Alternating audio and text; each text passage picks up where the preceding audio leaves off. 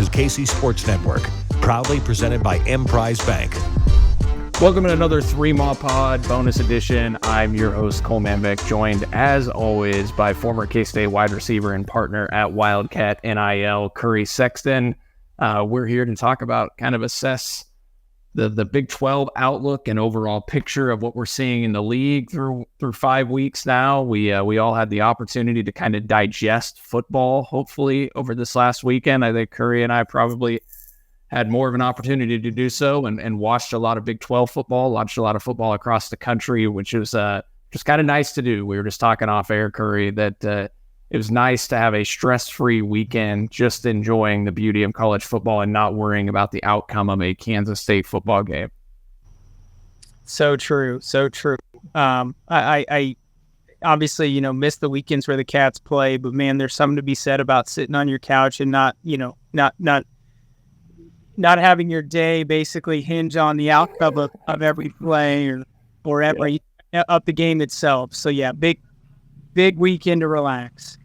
And hopefully we all have an opportunity to enjoy another college football Saturday relaxed with a positive outcome on Friday night. One of the unique things here is Kansas State playing a Friday night game at Oklahoma State. And if Kansas State can win that game, we all can sleep well that night and wake up Saturday, watch Red River rivalry, watch all the college football games and the great slate of action, stress-free, and K-State being 2-0 in Big 12. But we'll get into the Oklahoma State game here in just a little bit and kind of give our thoughts and preview that game down in Stillwater. But first, as always, we want to remind our listeners about Holiday Distillery, 360 Vodka, our generous supporters on the pod. So again, get out to Holiday Distillery, pick up some Ben Holiday Bottled and Bond Bourbon or 360 Vodka. Support them as they support us. And I can speak, as I've said many times before, the Ben Holiday Bottled and Bond Bourbon is a favorite of mine. It's a favorite of my neighbors who are big bourbon drinkers as well.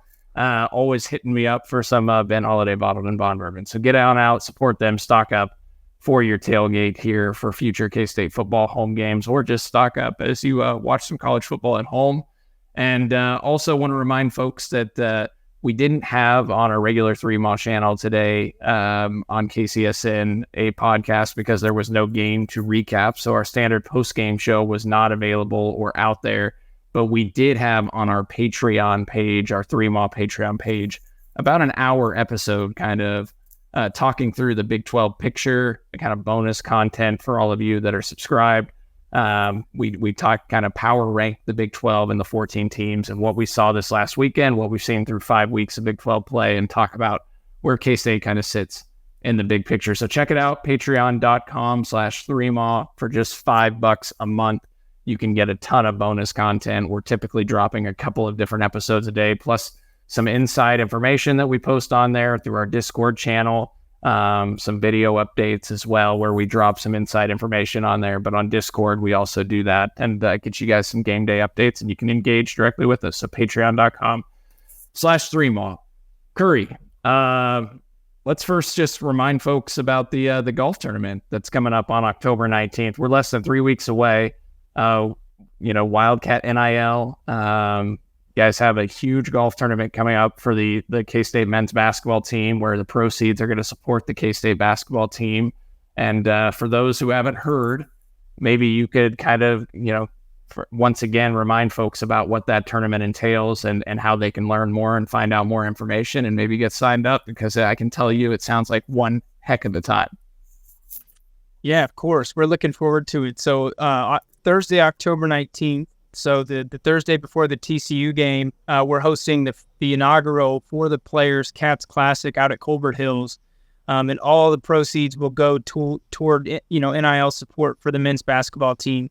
It's going to be a really fun day, a unique opportunity for K-State supporters to both support the men's basketball team and also spend a day around the coaches and the players. We're going to have a full day of activities. Registration will start at 8 o'clock. Shotgun start on the golf will start at 9:30. Breakfast, lunch, after golf, cocktails, and heavy hors d'oeuvres will all be included. There'll be a quarter zip pullover that will be given to everybody there. There'll be all kinds of other giveaways. There'll be a whole prize on every single hole. We'll have all kinds of fun stuff going on out there. I think we'll have a DJ on hole 1 playing some music and maybe some walk-up tunes. The band, I believe, is going to be out there in some capacity. I think some men's and women's golfers will be out there in some capacity. So all that's, going to be a great time. And then after the fact, we'll have the cocktail hour and the heavy hors d'oeuvres along with a brief live auction where we'll be auctioning off some really cool items, some really cool one-of-a-kind experiences. And again, an ability to get some behind-the-scenes access into the program and also to support the men's basketball team in its NIL efforts, understanding that NIL is really impacting college basketball at this stage. And so we're doing everything we can to make sure that our team is well-positioned to continue to be able to attract and retain talent. It's one of the really cool, unique events that I've heard about in the NIL space. And I mentioned to you the other day, I was like, it'd be kind of cool if the 3-Mall crew could get out there potentially and engage in some of the fun, maybe knock out some interviews, maybe be there on site, and we'll see if we can make that work. Yeah, we're working toward that right now. So we're not going to commit or promise anything yet for you folks. Not that we're going to be a draw. Like, let's be real here. Jerome Tang, the men's basketball staff, and the players are the real draw there, and all of the great people like Curry and folks at Cats and Wildcat NIL, but we want to be there just to take it in. For the folks who can't be there, you will be the medium that allows them to get some behind the scenes feel. So really hoping that we can get the 3-Mall crew there to provide some access for those who can't be there. Yeah, which is more reason for you guys to get there, actually, so you don't have to, sit there and listen to us. You can just get on out there to the tournament and have some fun and kick back with the staff. It just sounds like one heck of a time. So encourage everybody that listens, if you enjoy golf, even if you don't enjoy golf, I don't think you need to, you don't need to be good at golf by any means. This is just one kind of party to support the men's basketball team and is well worth the cause. And will be one heck of a day. And as we mentioned before, it's 2 days before the TCU football game. I actually, Curry, just talked to my wife about this tonight to make sure I had the go-ahead to potentially make my way to Manhattan. And I'm in the clear. I'm off work that Thursday and Friday. And so I am going to get a jump start on the football weekend for the TCU home game that weekend. And I encourage many of you, if you have the opportunity, maybe you could do that too. And just stay a couple extra days in Manhattan, get on out to Colbert Hills and have some fun. Yeah, nothing ever wrong with spending a couple extra days in Manhattan. So, in the fall, getting out there on the golf course in the fall, what is better than 60, 65 degrees, jacket weather, having fun, having a drink outside, playing golf with your buddies, and hanging out with Jerome Tang and the basketball staff, and knowing that you're supporting a great cause for a tremendous basketball program that's on the rise with Jerome Tang and staff. So, yeah, encourage everybody to get on out there and check out that tournament. So get on over to catsnil.com, by the way. That's where you can find out more information to sign up, register, or if you have any questions, you can certainly outreach to the great folks like Curry at catsnil.com. Curry, crazy weekend, really, just kind of taking in the Big 12 and some of the slate of games that have occurred. I don't know if there were any really tremendous games, but the Big 12 has been just such a wacky league. And as I mentioned earlier, when John, DY, and I did our Patreon pod this morning, we're looking through the Big 12. We're trying to power rank this league. And outside of, Oklahoma, Texas, and really K-State, it is hard to really figure out what this league is right now. What do you make, maybe just at a high level initially, what do you make of the Big 12 so far through 5 weeks? That it's a weird league. It's kind of like what we've seen in basketball for so many years, except I don't think that the high level, the high level programs are there like we have in basketball year in and year out. But the league is from top to bottom incredibly competitive, and I think we're going to see teams beat up on each other all year like we see each year in the basketball conference. I'm with you. I mean, I think you could probably put Texas in a tier of its own. As much as I hate to say that, they have a really, really good football team, a really balanced football team. And Quinn Ewers is obviously who we thought he was going to be last year. And so he's taken a step. And with that, the team seems to have taken a step. And so I think you probably put them at a tier of their own, and we'll see on Saturday if that is the case. And then I think right below them you have Oklahoma and K-State. And then below Oklahoma and K-State, you probably have, I don't know, KU, BYU, West Virginia, TCU. That's maybe UCF. You probably have those 5 or 6 schools in there. And then toward the bottom, you have Cincinnati, Houston, Baylor, Iowa State, kind of down toward the bottom, and Texas Tech is in one of those last 2 tiers. It's a weird league. I mean, it's hard to say who's going to be those teams at the end of the year that have 8, 9, 10 wins, 5, 6, 7 wins in the conference. I think things are bound to change so much week to week that it's hard to say what things are going to look like come the first weekend in December. What do you make of TCU? They lose at home to West Virginia 24-21. That's their second loss on the season. They dropped to 3-2. Obviously lost the season opener to Colorado. Colorado maybe getting a little bit of exposed now as the season goes on, though credit to them. They did come back and fight back against USC on Saturday.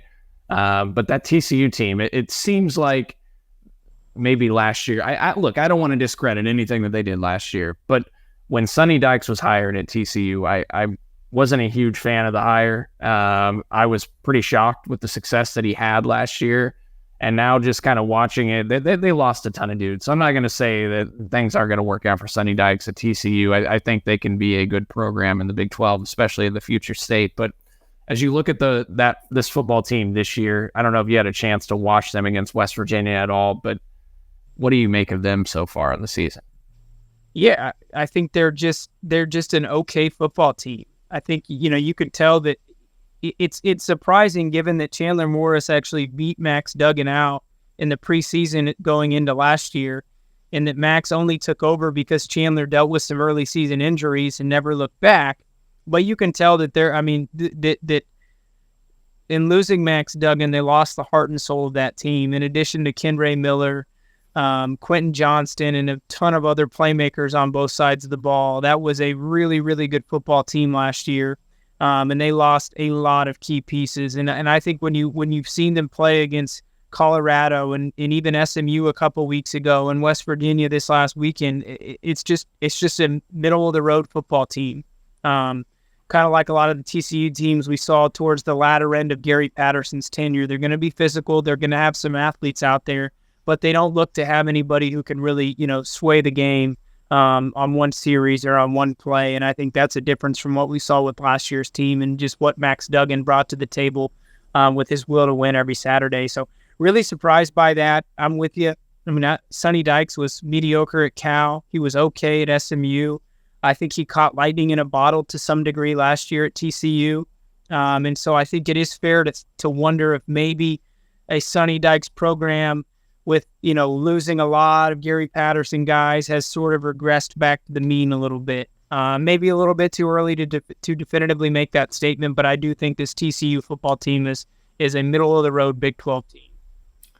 Certainly do. That's the way it looks. When we thought about TCU coming to Manhattan on October 21st, the way their schedule set up, I thought there was a good chance they'd be 7-0. Their back half of their schedule, those last 4 or 5 games, they were going to be underdogs in almost every one of them. But I thought that was a team that might come into Manhattan close to the top 10. Overrated, overhyped, but the way their schedule set up, it certainly seemed that way, and they managed to drop 2 games. So it's hard to see them, honestly, winning more than 6 when you look at their schedule the rest of the way. Now, we'll talk a little bit more about the Big 12, and then we're going to get into the Oklahoma State game when we come back from break. But first, we got to tell you, as always, about our friends at Home Field Apparel. I just got a fresh shipment in of Home Field Apparel gear over the weekend, a couple new hoodies that have arrived, and I can tell you I would be rocking one tonight, but it's still a little bit too warm. But I am checking the forecast for this weekend, and notice we've got some lower 60s on the way, so I'm going to wake up on some of those mornings, those 39, 40 degrees, and rock my Home Field Apparel hoodies. I can tell you guys it is super soft, super comfortable.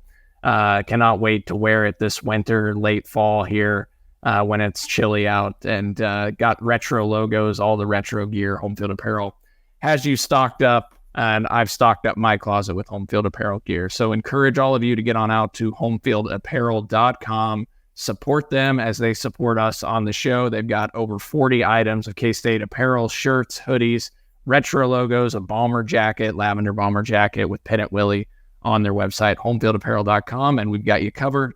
Enter discount code 3MAW23 and you will score 15% off with that discount code on your first time order. All right, we'll be back with more with Curry talking Big 12 and K-State football when we come back from break. Thanks for listening to KC Sports Network. Make sure you download our new app. Find it on the App Store or Google Play. Just search KC Sports Network. Sports Network. Curry, what did you make of the situation at KU with KU on Saturday at Texas? Did you have a chance to watch that game? And obviously the reports of Jalen Daniels came out just before kick that he hadn't warmed up with the team, was in the locker room trying to get treatment. And KU was right in that game, late in the third quarter. Lance Leipold goes for a 4th and 1, a decision that I agree with. I think that's a move you need to make to show your team that you're willing to put it all on the line to win that game. And didn't work out, and then things kind of snowballed and went the wrong direction for Kansas. But what do you make of that KU team with what you've seen so far? I think it's a good football team. Obviously, like most people, I was shocked when I wasn't closely following Twitter, so until Jason Bean lined up under center for the first snap, I thought, was that Jason Bean? And then when he lined up for the second and the third snap, I thought, okay, something's up. And then I checked Twitter and saw what was going on. And actually before the game, I had noticed that the line had started moving more and more in Texas's favor, and made a comment to one of my buddies. I said, the line is shifting pretty hard in Texas's favor. I wonder what the deal is. And, stupid me, I didn't happen to hop on Twitter and check that out. But, sounds like he was, all systems go Saturday morning. And then, a few hours before kick, started to feel some back tightness, or some, his back started to really tighten up on him. And obviously there's a pre-existing injury there. And so, gave it a go and just couldn't go. And I think obviously, as we've seen over last year and this year, they're a different football team without him. And that's not to say that Jason Bean isn't a serviceable quarterback, but Jalen Daniels is a difference maker. He is a really, really good football player. Preseason Big 12 Player of the Year. I mean, that wasn't for no reason.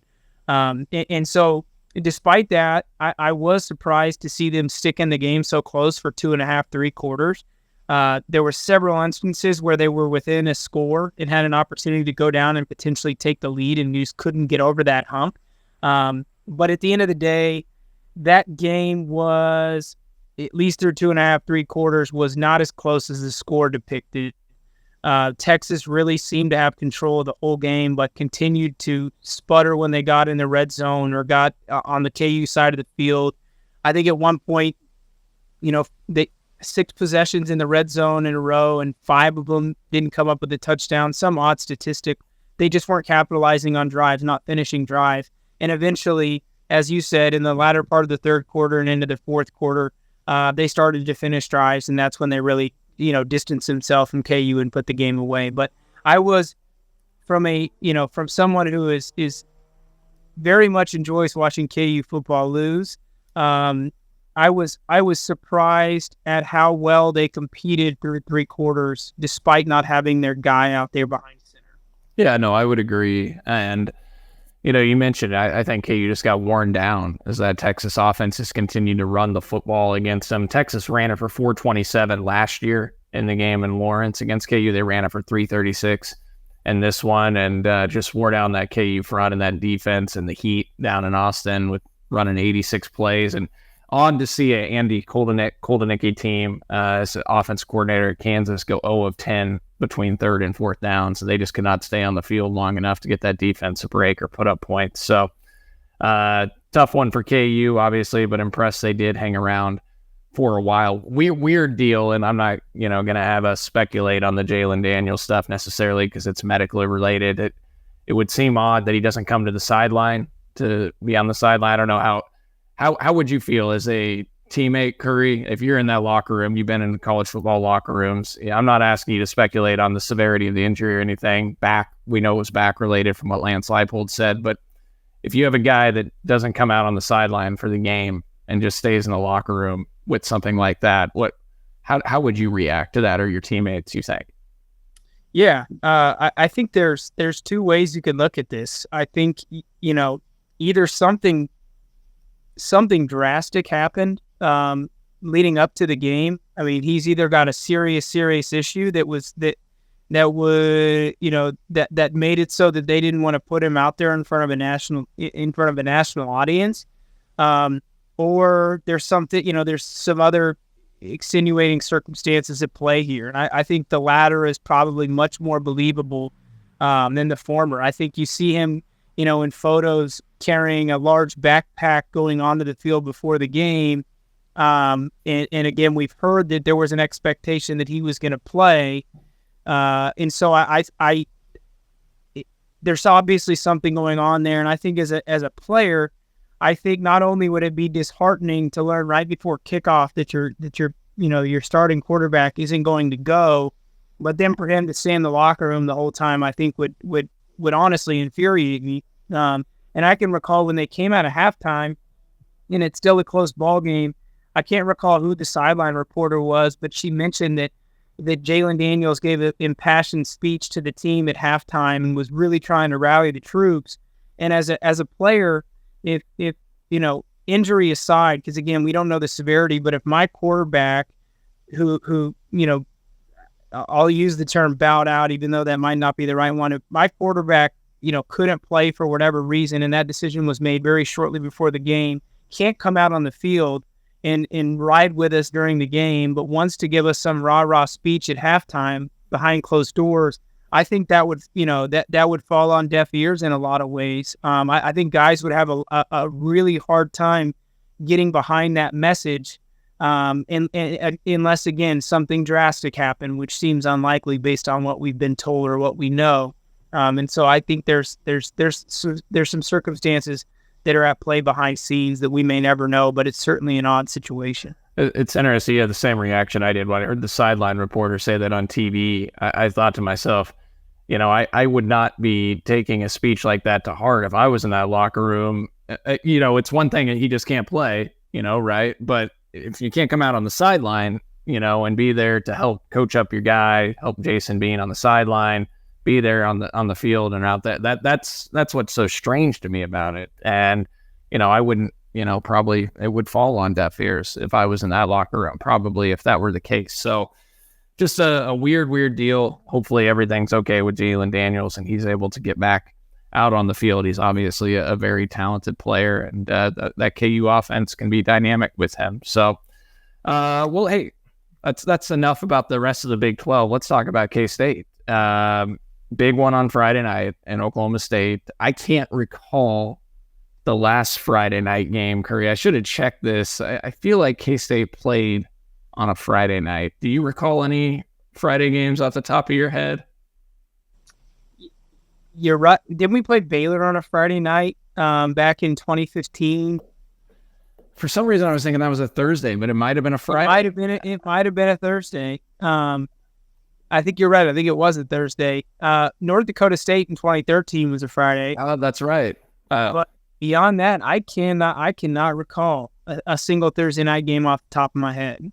Yeah, I remember K-State when the Ron Prince era, they played Louisville on like a Wednesday or Thursday night. There was some weird scheduling, funky things back then. I'm sure I'm blanking on something. They might have played on another Friday night, but nevertheless, it's still a unique circumstance to be playing on a Friday night. We're seeing that trend more in the Big 12 with the league expanding. There's going to be probably a Big 12 game every Thursday or Friday night. Last week it was BYU and Cincinnati that played. I think next Thursday, Houston, West Virginia play on October 12th. So that's going to become a thing. And this is K-State's chance on a Friday night. They're blacking it out in Stillwater. They announced that it's a sellout. Now we'll see how many of those folks actually show up. But when you look at this Oklahoma State team, Curry, they came to Manhattan last year. They ranked number 9 in the country. K-State absolutely dismantles them 48-0.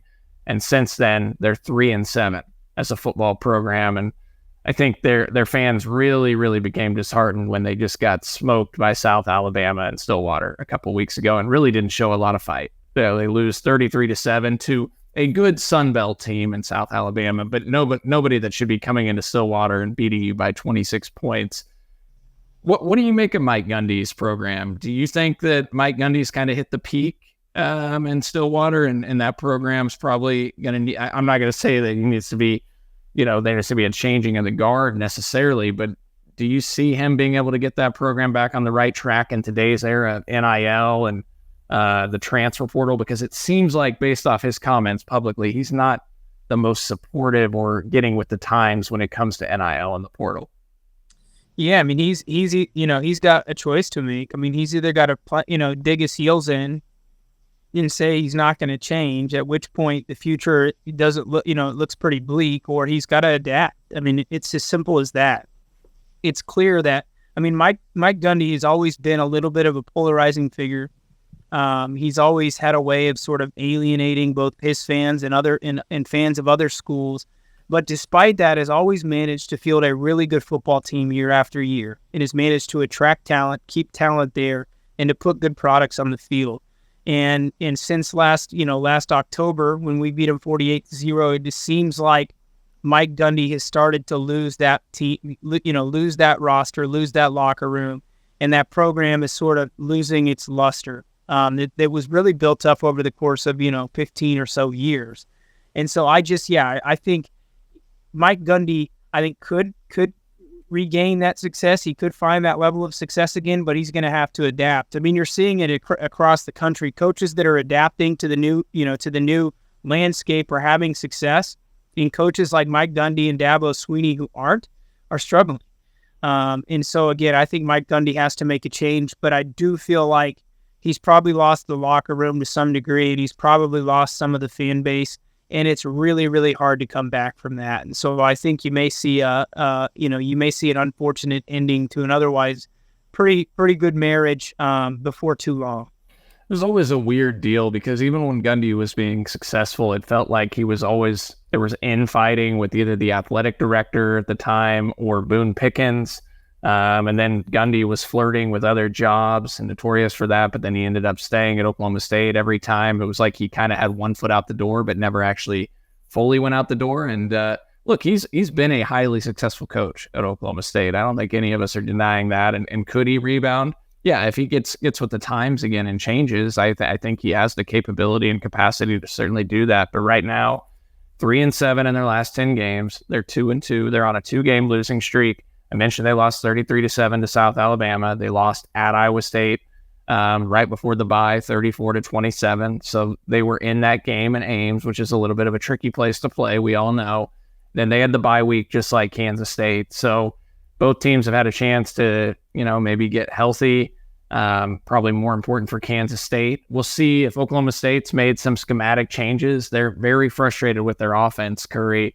When you look across the board at that Oklahoma State offense, it's so weird to me, because during the Gundy era, they've been so powerful on the offensive side of the football. And right now, they're one of the worst offensive teams in all of college football. They're 124th out of 131 teams in pass efficiency offense. They're 128th and the worst at all of the Power 5 at 5.1 yards per pass, 9.6 yards per completion. That's also the worst among all Power 5 teams, at 125th nationally. 1.69 points per drive as an overall offense. It's 104th nationally. It's just a offense that cannot get anything going, and they've been playing 3 different type quarterbacks in games. What do you make of this Oklahoma State offense, Curry? I think they lack a guy at the most important spot. And I think, it's crazy to think that in 2021, they were a couple plays away from potentially going to the college football playoff. And now they've just, things have they've taken an absolute nosedive. And I think a lot of the identity of the Oklahoma State offense over the last several years was tied exclusively to Spencer Sanders. And Spencer Sanders wasn't the world's best quarterback, but for some reason, when he was on the field, that was always a better football team. And since he got hurt last year and left after the season, it just seems like they've totally lost their identity. And now you're seeing, a revolving door of 3 different quarterbacks playing week to week or week over week. And I just think there's just a lack of an identity from that offense. They don't have the playmakers that they used to. I mean, over the course of the last 15 years, they've always been loaded at running back and wide receiver. Braylon, one of the Brennan or Braylon, whichever Presley brother it is a really talented receiver, and they have a couple of other guys out there who can make plays.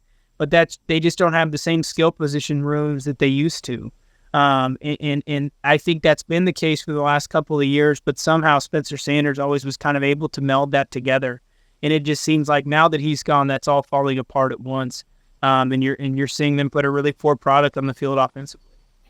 You were on the team in 2013 when K-State had Daniel Sams and Jake Waters rotating in and out at quarterback game in and game out. Sometimes both would play in the same game. And we've talked about that before and how difficult that can be. But Mike Gundy has played 3 quarterbacks in all the games and has just went into the game with that plan. Like that they're going to give them all a shot. I mean, how challenging is that as an offensive player? You're trying to find an identity and you got 3 different quarterbacks playing. Yeah, I mean, it's impossible to find a rhythm. I mean, and that's the case with the offensive line and the skill players. Every quarterback has its own flavor, whether they're the same style of quarterback or not.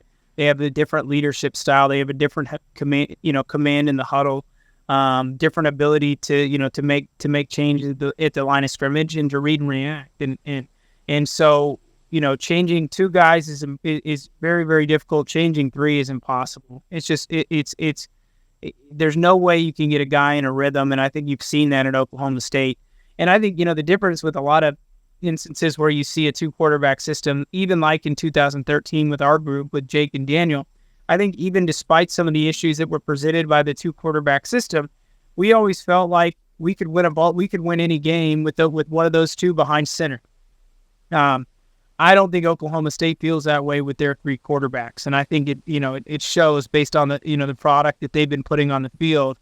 That whether it's Mike or Alan Bowman or Gundy's son, Gunnar Gundy, or whether it's the Rangel kid, there's just not enough talent there and talent around those 3 individuals for them to feel like they can win ball games with those guys.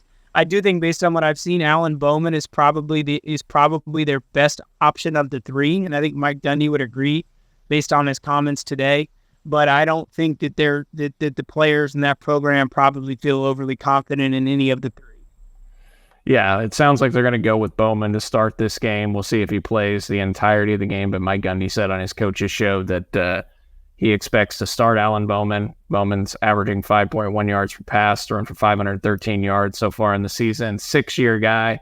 Had a good season at Texas Tech, but that was 2018 or 19. It was a long, long time ago. Then he transferred to Michigan, really rode the bench for a couple of years, and then found his way back into the Big 12. And at Oklahoma State, he's a guy that I would think K-State, if they can bring a lot of pressure at him, he's not an escapable type quarterback. He's got a long injury history as well. So I'm sure Joe Klanderman is kind of licking his chops and Khalid Duke and that pass rush and Brendan Mott and those guys to get after Alan Bowman. So with that being said, we don't have to dive into the defense full picture, Curry. I'm curious, just how do you think K-State stacks up against this Oklahoma State team? How do you feel about their matchup against them going into Friday night? I feel really good. I mean, obviously, this is a team that we obviously had a lot of success against last year, and I think we've improved since then, and they've regressed quite significantly. I mean, if you look at a lot of the stats that you just rattled off, I mean, whether you're comparing, offenses to offenses or offense to defense, our offense matched up to their defense looks like a complete mismatch on paper, in yards per play and in points per game, things of that nature. I mean, I think they're scoring 22 points a game and giving up 23, and our margin, in average per game offense versus defense is a pretty substantial one. I think this is a game where, there's a huge discrepancy on paper, and I think if K-State can just go there and play a solid football game, we should have no issue getting out of Stillwater with the win on Friday.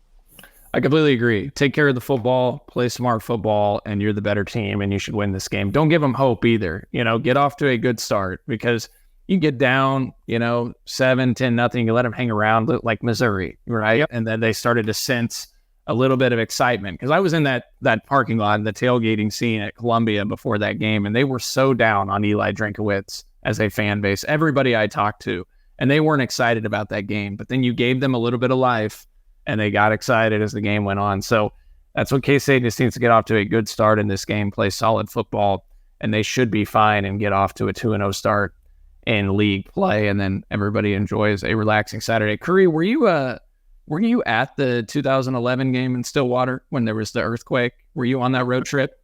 I was. Yep, I was a freshman that year. Bizarre game. Incredible football game. Just with the earthquake, and I think Tyler Lockett ruptured his spleen, severed his spleen that game, and the Alan Chapman pick 6 on Brandon Weeden. Justin Blackman absolutely went off. That was it was a crazy game. Yeah, just back and forth, and you guys have the ball at the 5-yard line with a chance to tie it at the end of regulation. I always wondered, I don't know if you had any sense, Curry, do you think Coach Snyder would have went for 2 at the end of that game? We were absolutely going for 2 if we would have scored that touchdown. Absolutely. Yeah. That was an incredible Oklahoma State football team. And, there's always that thought that if you're at home, you go for overtime. If you're on the road, you go for 2. And in some ways that doesn't always apply. But in that instance, it absolutely applied. If we had an opportunity to get out, steal a victory in that one, we were going to take it. It's too bad that basically time ran out on us. Agree. If I got Colin Klein and so those guys on offense, that offensive line from 2.5 yards out to just try and win the game versus trying to stop that OSU offense in overtime with a gassed football team, completely agree. I would take that. I just mentioned that game because I went through the history of games in Stillwater. K-State's 1-7 in Stillwater since 2002, and there has been a lot of heartbreaking games down there. They won the game in 2017 when Skylar Thompson went off and Byron Pringle did and won that 45-40. But then every other game, it's basically been, I think 5 of the games decided by 7 or less. And you were also there for 2013 when Daniel Sams started that game and felt like, there was definitely one fumble that wasn't a fumble that they didn't overturn, and that kind of swung the game, and you guys lose that game 33-29, but felt like you outplayed them and should have won that one too. So Stillwater's a tough place to play. I think I told you this previously. I think it was my favorite place to play. When they're good, their fans are incredibly rowdy. It's a great environment. Fans are right on top of you. I think, again, this is like you said, we can't give them any hope. This is a team that has very, very little confidence right now. And if you get up on them early, chances are they're gonna quit. And so, and I will say, despite that, and obviously their crowd can play a factor. So we need to make sure that their crowd doesn't get in it and stay in it. But at the end of the day, this is not Missouri. Despite the flaws of Eli Drinkowitz and Brady Cook, their defense is nothing compared to Missouri's defense. They don't have a Luther Burden who can absolutely turn a game on its head, and some of the other playmakers that Missouri had. And despite Brady Cook not being the world's best quarterback, I think Oklahoma State would take Brady Cook at a heartbeat. So at the end of the day, we felt confident going into Mizzou and felt like we could play a B or C ball game and win, and that didn't end up being the case. But I think in this case, we just have to go down there and play solid football, and we should be able to come out with a win and make sure that this Friday night blackout game doesn't work against us. Yeah. Well, that's we'll be here to talk about it next week on Tuesday to bring you guys a recap, and hopefully we're talking about a K-State victory and a 2-0 start in league play. Curry, as always, appreciate you jumping on the show with us and doing this. Encourage everybody to get on over to catsnil.com. Check out the website. Sign up for the membership program if you can. Join one of the many different tiering options that is available that we've told you about before, and support K-State student athletes. And definitely check out the men's basketball golf tournament at Colbert Hills, scheduled for October 19th. Get an early jump start on that TCU home football game weekend. Head on out to Manhattan that Thursday and play in that golf tournament. All proceeds go to the outstanding K-State men's basketball team. It's going to be one heck of a time, as we talked about earlier. So get on over to catsnil.com. Also, go to homefieldapparel.com, support our sponsors there, and get on out to Holiday Distillery and support them as they support us. Curry, thank you so much for doing this again, and thank you all for listening to another Three Mile Show. I'm Cole Manbeck for Curry Sexton and for Nick Springer behind the scenes producing this show. Thank you for listening to another episode of Three Mile.